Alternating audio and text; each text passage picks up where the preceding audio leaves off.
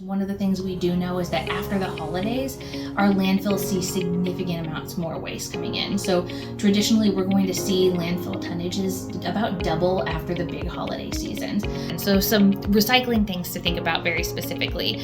Whenever we're purchasing items, always thinking about how we can potentially donate items that maybe we're replacing, right? So if we're going to be wrapping anything, I want you to think about if our paper or the products that we're using to wrap are recyclable or reusable. Something that lots of people don't necessarily know is that wrapping paper that has foil or glitter, all of the really pretty stuff that we wrap, is not recyclable. That foil and glitter makes it so that we can't recycle it with paper.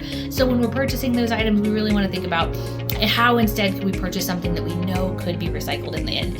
Even better, can we wrap an item in something that then can be reused? So can you wrap a toy in a t-shirt that you're going to give them later?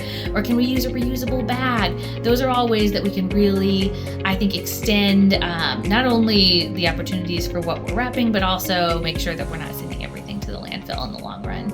If we're going to purchase a real tree, we want to make sure that we're recycling that at the end of the season. And you can do that at our yard waste facility to turn it into compost, or you can even donate to the Boy Scouts who are going to take that tree and actually sink it in some of our lakes to create fish habitat. So really making sure that we're not sending those trees to the landfill and instead giving them new life.